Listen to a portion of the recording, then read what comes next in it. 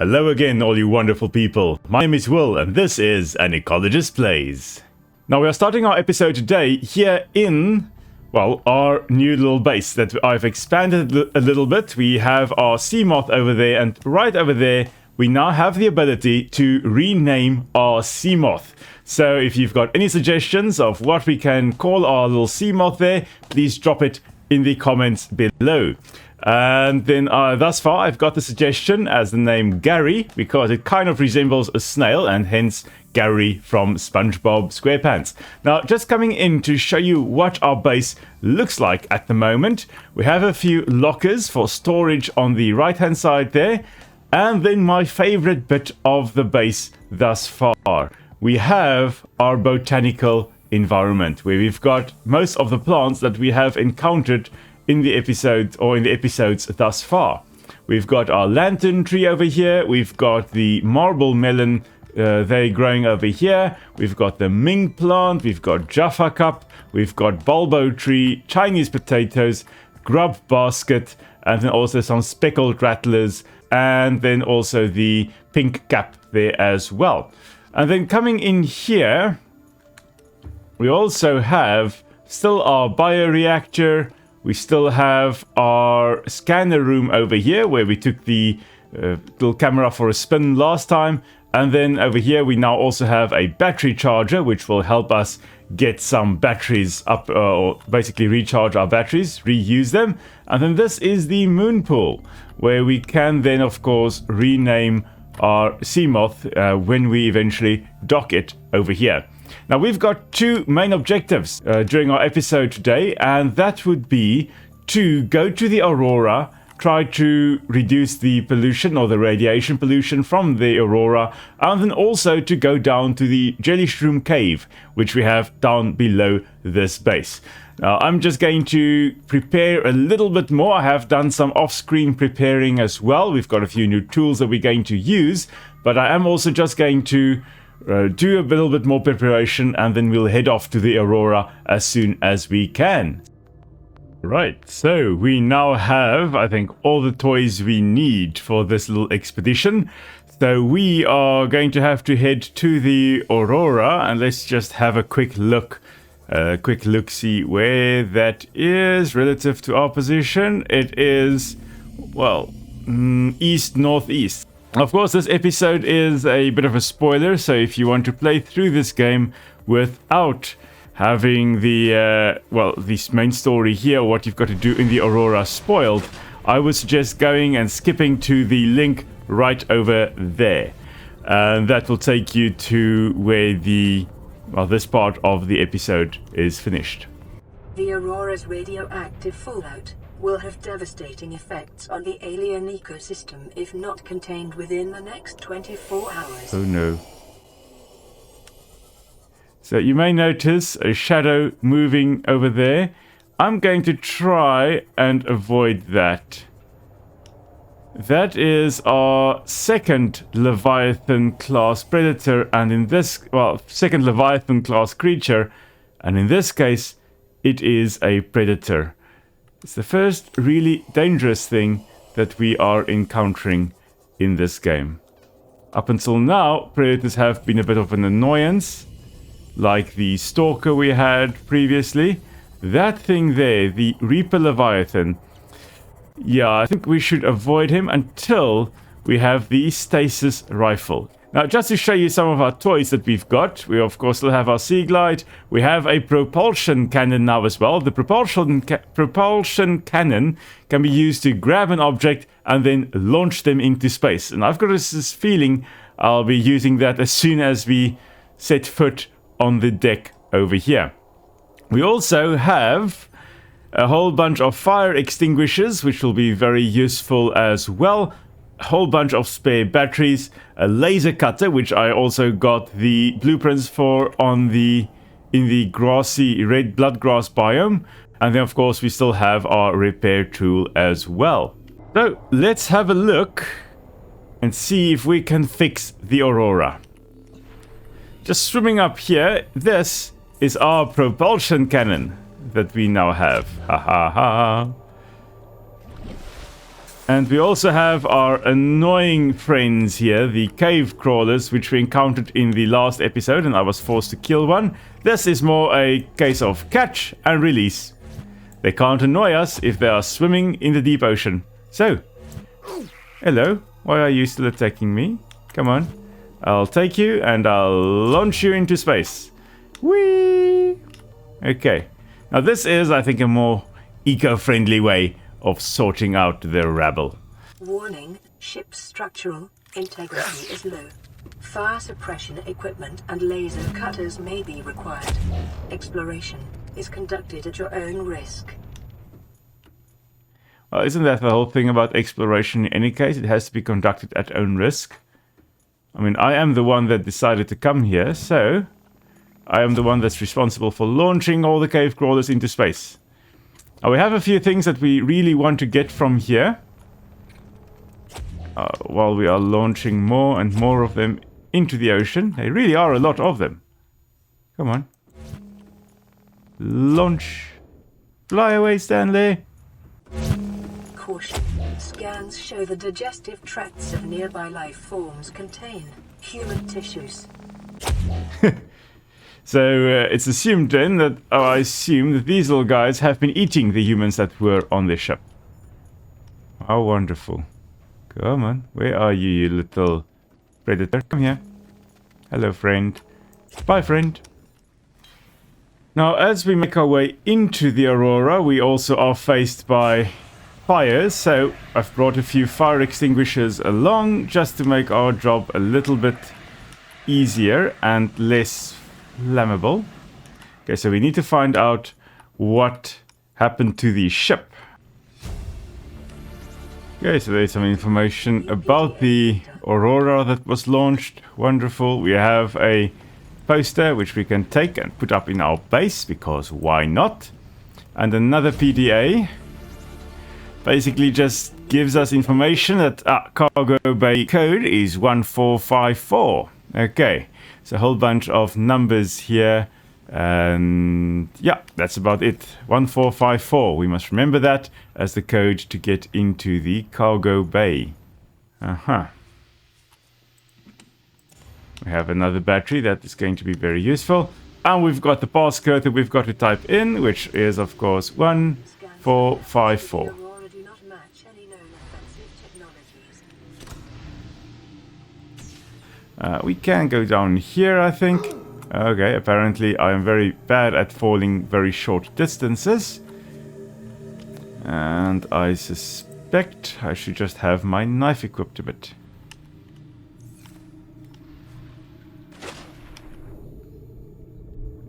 Okay, so we've got nothing of interest really here. Oh, and there we have something biting us. No, no. No bites. Let's scan that while we are here. Bleeder. Now, looking at the PDA entry here for the bleeder, that's obviously a parasite because it did attack me and just suck onto me. So that's going to be a fauna and scavengers or parasites. Let's see. A bleeder.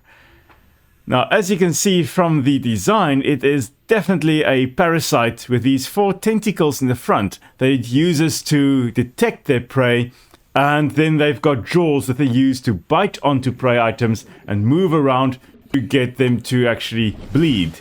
And then they obviously digest it, and they store the blood in these swollen sacs in the back, and that allows them to survive on that. Now, this is very reminiscent of ticks on Earth, of course. We are going to carry on, however, and look for, well, probably something to eat and drink, because our water is very low, and hopefully we'll find something to eat as well. Hopefully soon. We've got some more disinfected water. That's going to be very useful. And what we've got over here, the drive room and the Seamoth Bay. Seamoth Bay seems to need a repair tool to open up, so let's open it up. Okay, here's the Seamoth Bay. Let's see what we can find here. Okay, VR suit. This seems like an interesting game that we're playing. Don't have to worry about that too much. We've got the Seamoth fragments already. We already came in a Seamoth. What have we got down here? A depth module. Well, that's going to be very useful. Allow us to dive down to 300 meters instead of 200 meters. Okay, it seems we've got the cargo bay still going down that side, is it? Prawn bay. Okay, we're going to have to go to the prawn bay in a moment, but I think first let's go to the drive room after drinking something, because that's also extremely important. Always stay hydrated.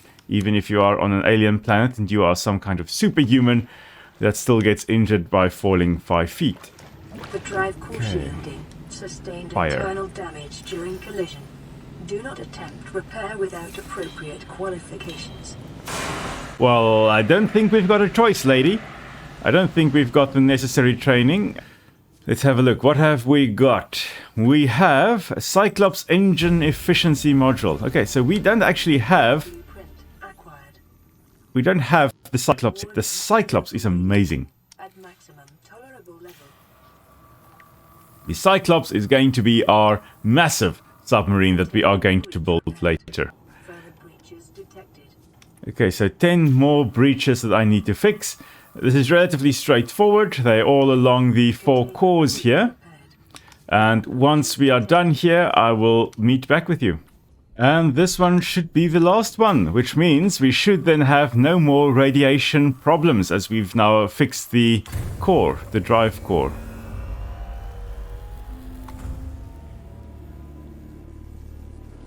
Perfect. Drive core breach sealed. Radiation levels decreasing. Okay, we have now come through the drive core. We have finished the drive room. We have finished the Seamoth Bay. We now have to go to the Prawn Suit Bay, which is our next stop. And for that, we need to have a laser cutter to go through here, which requires 2 diamonds, which I got by just diving in areas with a shale outcrops and then getting the diamonds from the shale. Okay, we've made our way through. I'm going to need a first aid kit because I have been beaten up a bit by those bleeders that we encountered. They were in the drive room as well, and they really took a few nasty bites out of me. Let's have a look. We've got another PDA, which says that we can go to the prawn bay and come to cabin number 1, codes 1869. Okay, because of course it is. And another PDA here. Basically just saying that we are here to find out what happened to the crew of the Degasi. So now we find out that yes, we were supposed to also find out what happened to the Degasi. Now we, in the previous episode, of course, already figured all of that out. Okay, so we've got more fire. So let's extinguish the fire that we've got here. Just so that we can stand in peace and repair the damaged wiring here and actually move on to the next area. Ahahaha. And if we look up there, oh goodness, this is gonna be fun. That is the prawn suit, which is the next vehicle. Black box signature originating on the other side of the hull breach in this room. Okay, so we can find the black box in a moment, but this is the prawn suit. The prawn suit is basically a mechanized vehicle that we will be jumping and swimming and driving around with. And there's another one to the left as well. So prawn suit, an amazing thing to have. We can have all kinds of attachments to it.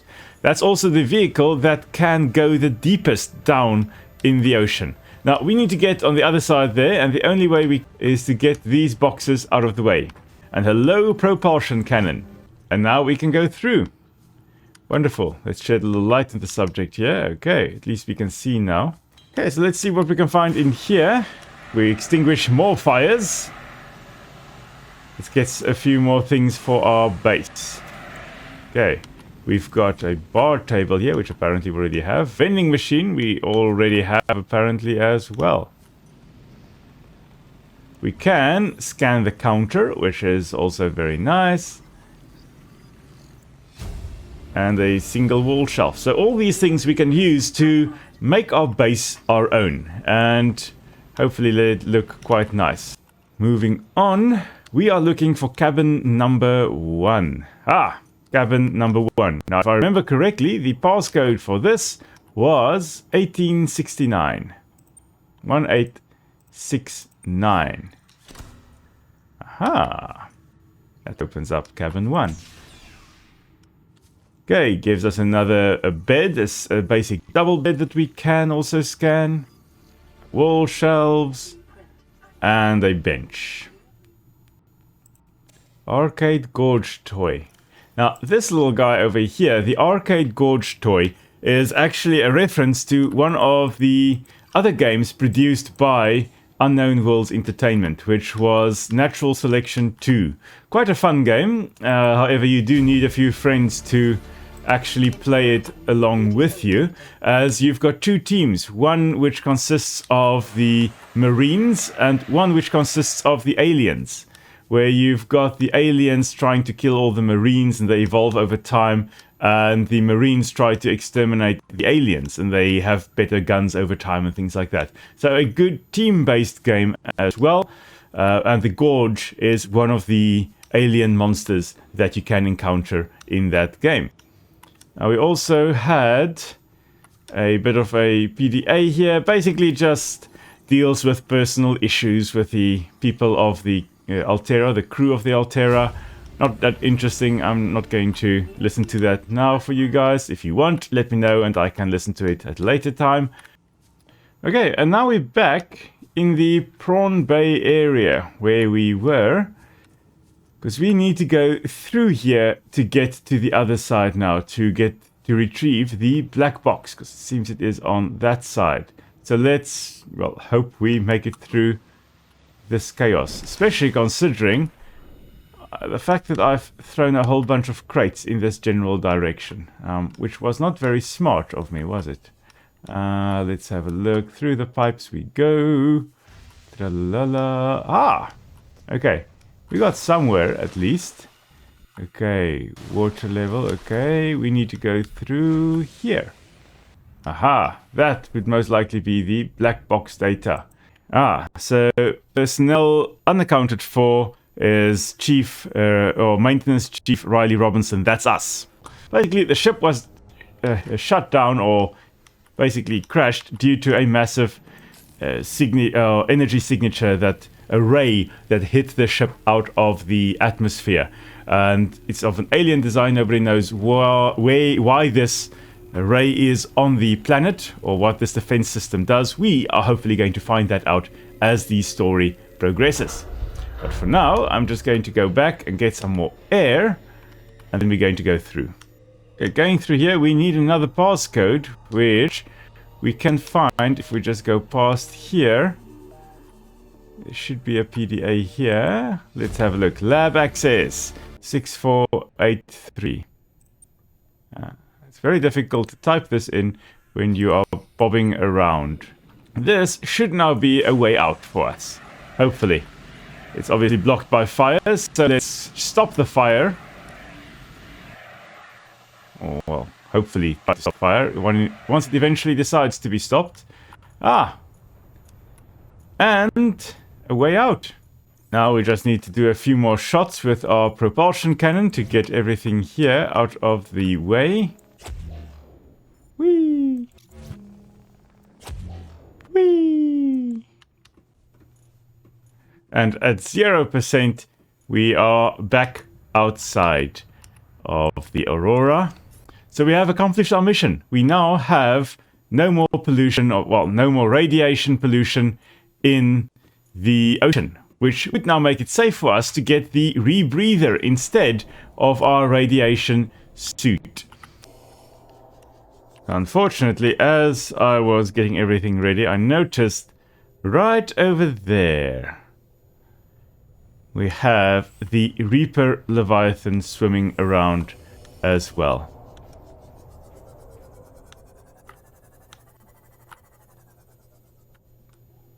Swimming right over there, we have Reaper Leviathan. I'm gonna go poke it.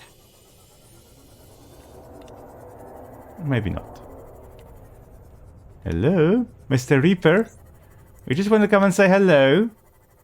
He just wants to give a hug. Look at him. majestic creature. Terrifying creature. But majestic. I'm going home. I'm going home. No, no, no, no, no, no, no, no. Nope. Noping out of here. And we're going to use the strategy used by fish all around the world. Whenever you feel threatened, you jump out of the water. Zigzag. Run away, Stanley. Jump. Is it still following us? Not sure. Can't seem to see it. Okay. Think we escaped. I think we made it out. We did also find something interesting as we were running away here. We did find the life pod, which is upside down because, of course, it didn't end up the right way around. So let's have a look and see if we can find out what happened to these poor souls. Ah, there's a data box in here. Let's see, what do we get? A creature decoy. Ah, that's going to be useful. Inventory full, of course it is. PDA. To any Altera crew. Landed in area of significant alien activity. Encountered predators in the Leviathan class, highly aggressive. Spectroscope scanner assigned species designator Reaper. One specimen attempted to swallow the life pod, doing extensive damage in the process. Only viable option is to make for the safety of the Aurora crash site. I have retrieved a data box with the creature decoy and enough resources to fabricate a couple of them. The swim's longer than the decoy lifetime, but it should just be enough to keep them busy. If you don't find me on board the ship, presume I miscalculated. Okay. Well, I therefore assume that he didn't make it, because he was definitely not on board when we got to the ship. So the creature decoy there is going to be very useful when we make our big submarine. It's going to allow us to distract some of the larger predators, like the Reaper there, and also the other Leviathan class predators that we are going to encounter as we play the game. So we are here going past our old base, the life pod that we started out with, heading over to Alpha Base, where we are going to just recoup and get ready for our next journey. So as you can see, we have now docked our little sea moth here in our moon pool, and this allows us obviously to here put in upgrades, which is very useful. We are going to put in the depth module, which we've got right over there, which will allow us to go down 300 meters, which is quite amazing. Okay, and we are basically ready to go off on our next little adventure. We do now have the rebreather, which is going to help us stay underwater for longer periods of time, because no longer will we actually have increased oxygen use if we go below 100 and then at 200 meters. So we should be able to go on a little adventure into the caves here. Into the jelly shroom caves, because, as I've said last time, we have got something to come and do down here. Now we also do have, right over here, a shale outcrop. I'm just going to open that and get gold, apparently. Okay, I was actually looking for lithium, perhaps diamond, but preferably lithium. Lithium is an extremely useful component. As we go down here, we also need to keep our eyes peeled. This is not the safest of environments, but we also have very useful things over here as well, like the magnetite over here. The conditions in this cave support a microcosm of unique, possibly predatory life forms. Detecting an artificial structure somewhere in the region. That artificial structure is what we are here for. We want to go down to the Degasi base that they established, which I'm going to put up the beacon for in a moment. Now, the magnetite that we have just scanned is a type of magnetic rock, which is very, very nice and very useful in this game at least, and not that common. So if you find magnetite, you have to really take it, as much of it as you possibly can. And as a result, I have also put the storage module, or a storage module, on this Seamoth, just so that we can take any useful things that we, well, encounter or find. We also have, there was lithium right there.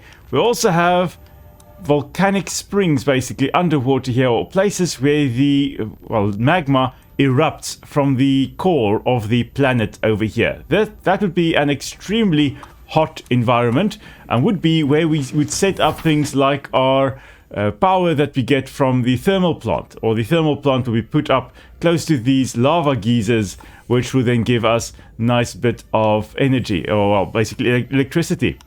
Now with magnetite, a few years ago a good friend of mine found a pot belonging to Khoi people, which were traditionally here in South Africa, and the pot that he found most likely was made in Botswana and brought down to the Karoo where he found it, and inside there was still the original contents, which was ground up magnetite. Magnetite being a magnetic rock and very shiny, very reflective.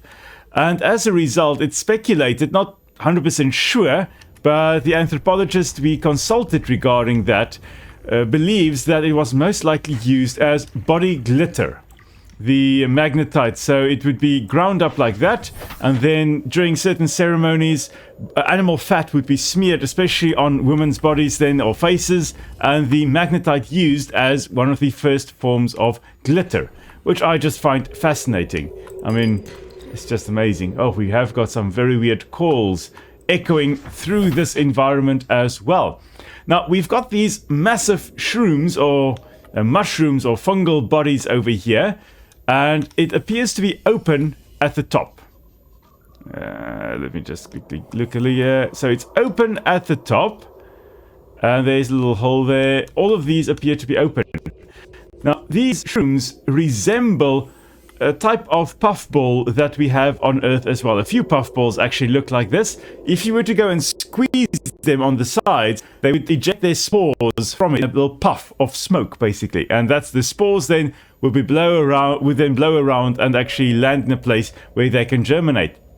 As I've mentioned before, I find it hard to believe that fungi actually grow under the ocean in a marine environment, but apparently there are quite a lot of fungal species actually occurring in the ocean. Generally quite small though, not these massive sizes that you find over here. So it's a little bit of a creative license, assuming this is an alien planet, so it's quite likely that there would be something like this on an alien planet. Now we've got a few biters also attacking this submarine of mine, and we've got a new little fish swimming around here, which is known as the Oculus. Let's try to scan it. Oculus, hello. Let's have a look. Notice the massive eye of the Oculus. If I can just grab him over here. If we look at the Oculus, the massive eye there would be a very useful feature for surviving in dark environments like this cave over here, as large eyes generally absorb a lot more light. The little light that does come down here, you can see here not a lot of light, most light being created by the jelly shrooms over here. I mean, that little bit of light then gets picked up by the retinas of the Oculus or all kinds of other fish living in this environment, allowing them to actually see in relatively dark environments.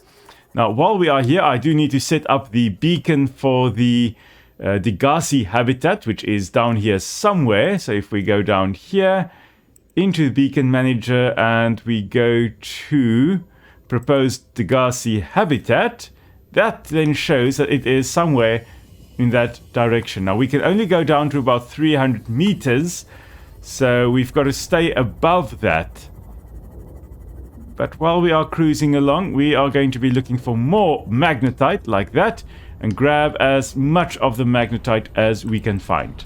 I must say, I've never actually explored this part of the cave. I've always just explored around the Degasi environment, never knew there were heat springs here or thermal vents here.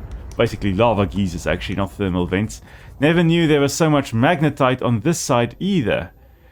Now right over there, we do have another creature, and this one lives inside the jelly shroom, and it is known as a crab snake. When we have the opportunity to freeze them with a stasis gun, then we are going to have a good look at them and see exactly what they look like, and we're going to scan them. Well, since we are here, we can, perhaps from the safety of our submersible, let's just turn off the lights to not frighten it too much. Oh, he's not happy. He just came out there, and there he is.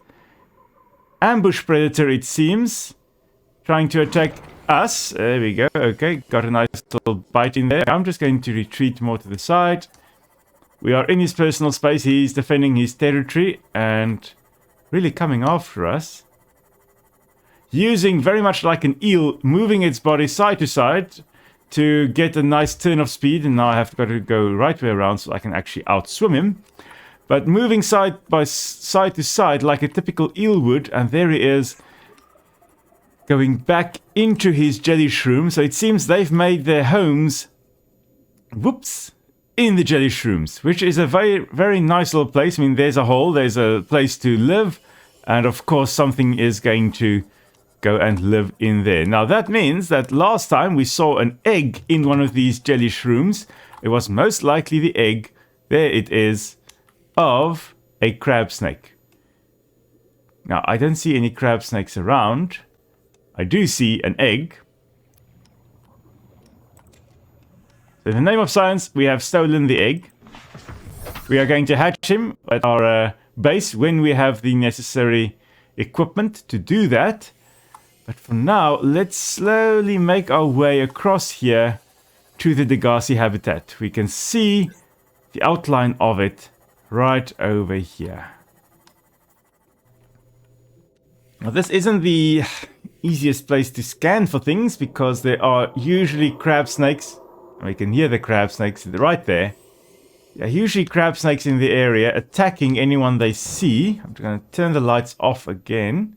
Actually, turn the lights on so that hopefully the lights attracted to the ship or to the little sea moth rather than to me. And if I then go in here, I may be able to find a few things to scan.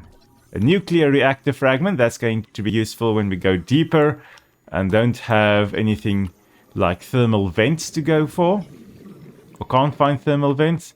Stasis rifle, that's another useful one. That we're going to be using to freeze the animals for a short while, and we can now make it. And that will allow us to then scan them in relative safety. There's another crab snake, not very keen on him. I'm just going to go into the sea moth. Welcome aboard, Captain. I just feel so much safer in it. Okay, let's have a look and see if we can get that. Integrating new PDA data. Okay. Let's see what it says. Son, there is always a pecking order. And in our world, money makes a hierarchy. I pay Maida a fraction of what I pay you, and you a fraction of what I pay me. If money makes the hierarchy, why is Marguerite making the decisions? We need her. We let her think what she likes, so long as she does what she's told. What if she doesn't? For enough money, she will. Oh dear. People always do. So I was stung quite badly there by these drooping stingers. As I came in here, I often get stung by them there. The drooping stingers would be very similar to Portuguese men of war or blue bottles, which we also have on Earth, which consists of a whole colony of species. Actually, the blue bottle, I believe, is 4 different species living together as one species. One does the reproduction, Signal location uploaded to PDA. and one does the feeding, one does the protection with the stinging cells, and then one does the sailing at the top, has a little floaty bit at the top. We need to get that PDA as well. We'll listen to it as we go along. So let's see PDA data. what Bart had to say here. So the Thought he sun. might get claustrophobic living underwater. Father feels it is. He'd tell Some me it more was oxygen? childish, but I stare out of the window and sometimes I think how lucky I am to see this world up close. Back on the island, I wouldn't have believed the creatures that live down here. The fish, they glow. There's one that's 90% eyeball. Snakes twice the length of a habitat compartment. Certainly, it's not all friendly. Most of the plant life is toxic. Learned that the hard way. But I've managed to coax some marble melons into growing indoors. And when they don't cover our dietary needs, well, we eat the fish themselves. It's a bit gross, but it's nothing they wouldn't do. I've been attempting to document my findings. Father approves.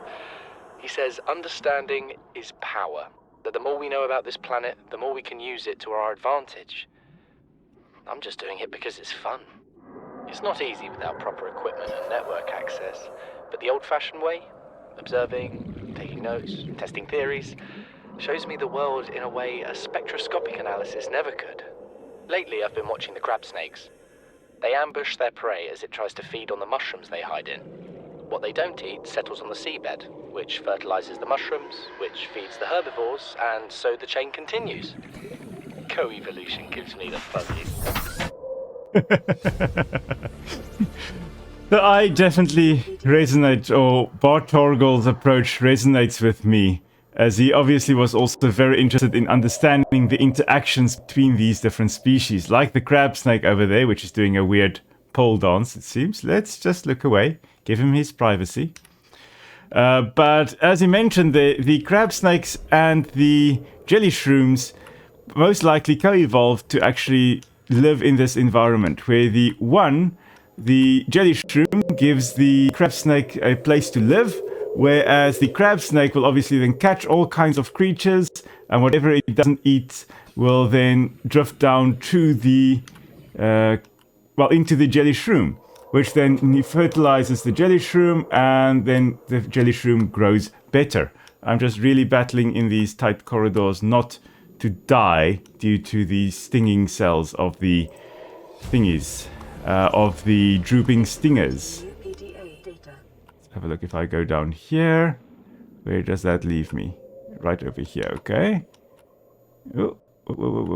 Okay, so I have to go back to get some air. I have now also scanned, I think, everything I possibly can in this environment, which is good. But as Bartorgul there explained, co-evolution basically just being when two species adapt at the same time, or evolve at the same time, to basically fit together very neatly. In this case, the jelly shroom and the crab snake. Now, there are all kinds of examples of species that have co-evolved. In South Africa, we've got the fynbos, which is a vegetation type that co-evolved with the birds in the area as well. And you can't have the one without the other. The birds pollinate the plants produce food, which the birds then consume. So if you remove the birds, the plants won't get pollinated. If you remove the plants, the birds won't have a place or something to eat. So as a result, they are in a very, very close relationship with one another. Well, so here we are back at our base. I have managed to obtain quite a bit of magnetite, which is going to be very useful. We'll be using that next time for a few building operations. But I just want to show you quickly what we've done with the empty room that we had previously. I have made it into our sleeping quarters. We now have a bed that we can sleep in to change night to day or day to night, depending on whether we want to be active at night or during the daytime. We have a poster that is telling us exactly what we need to do in order to survive.